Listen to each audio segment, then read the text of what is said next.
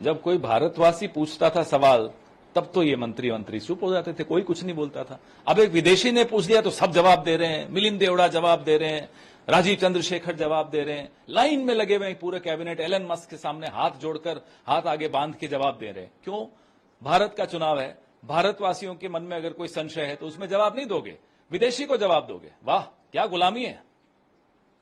Train जो हादसा हुआ है उस पर जो है क्या प्रतिक्रिया है आपकी? लगातार एक के बाद एक ऐसे हृदय विदारक हादसों की एक लिस्ट बन गई है। कोरमंडल एक्सप्रेस उसमें थोड़े वक्त पहले ही हुआ था, लेकिन कोई पाठ सीखा हो सरकार ने, विभाग ने, मंत्री ने या मंत्रालय ने, वो देखने को नहीं मिलता।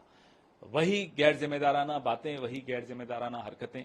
अब वहां जा रहे हैं मंत्री तो उसकी रील बनाएंगे और उसमें वाहवाही बटोरेंगे। अरे साहब, हम उस पार्टी से हैं जहां के मंत्री इस्तीफा दे देते थे जब रेल दुर्घटना होती थी। हमने वैसे उदाहरण दिए हैं इस देश को। आप वहां जाकर भी तालियां बटोर रहे हो, चैनल्स को फ्लैश हो रहा है, साहब मंत्री जा रहे हैं वहां, और चैनल्स तारीफ कर रहे हैं कि अरे मंत्री वहां जा रहे हैं। ये तो मतलब आपका एक ड्यूटी है, छोटी सी बात है, जा रहे हो, अच्छी बात है, जाना चाहिए, लेकिन ये हो क्यों रहा है दुर्घटना, इस पे जवाब कौन देगा, इसकी जवाबदेही कौन फिक्स करेगा?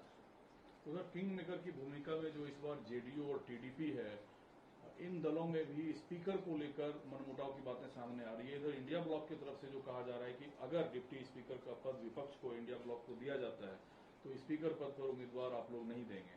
क्या आपको लगता है कि सरकार, जो एक परंपरा रही है कि विपक्ष को डिप्टी स्पीकर का पद दिया जाए, वो उस परिपाटी को निभाया जाएगा? ये सरकार कोई संवैधानिक परंपरा या लोकतांत्रिक परंपरा को निभाते हुए दिखती नहीं है। लेकिन जितने भी क्षेत्रीय दल हैं, वो आज एनडीए का हिस्सा हो या नहीं हो, या कल एनडीए का हिस्सा थे, वो जानते हैं वो दूध के जले हैं, वो छाछ फूंक फूंक कर पीते हैं। उन्हें मालूम है कि शिवसेना को तोड़ा, उन्हें मालूम है अकाली दल की क्या हालत की, उन्हें मालूम है कि भारतीय जनता पार्टी क्षेत्रीय दलों की के साथ क्या बर्ताव करती है। इसलिए सब चाहते हैं कि एक कोई कंट्रोल उनके हाथ में भी रहे, जिससे भारतीय जनता पार्टी जो डिक्टेटोरियल प्रधानमंत्री हैं, उससे वो अपने आप को, अपने क्षेत्रीय दल को बचा के चल सके। भले ही सरकार में भारतीय जनता पार्टी या एनडीए है, लेकिन मामला 50-50 का है।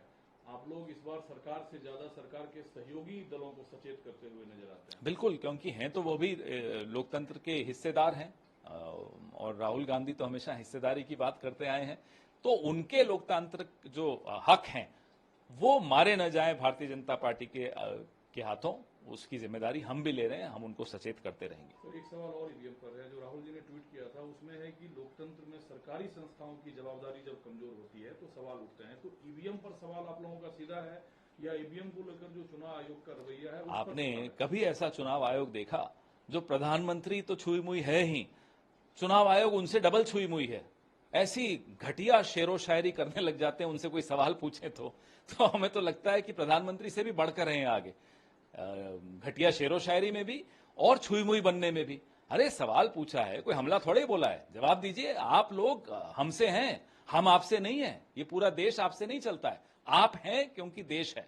विपक्ष इस बात पर भी हमलावर है, जहां संसद भवन परिसर के अंदर विरोध प्रदर्शन लोग दर्ज कराते थे, उस गांधी प्रतिमा को दूसरी जगह उसको पीछे धकेल दिया गया। ना केवल महात्मा गांधी को, बाबा साहब अंबेडकर जी की भी बुत को पीछे कर दिया, शिवाजी महाराज के बुत को भी पीछे कर दिया। ये एक तरह से जहां लोकतंत्र जिस जगह से जीवित रहता था, जहां बैठकर हम लोग सब विपक्षी दल बैठकर धरना देते थे, लोकतंत्र में एक नई जान फूंकते थे।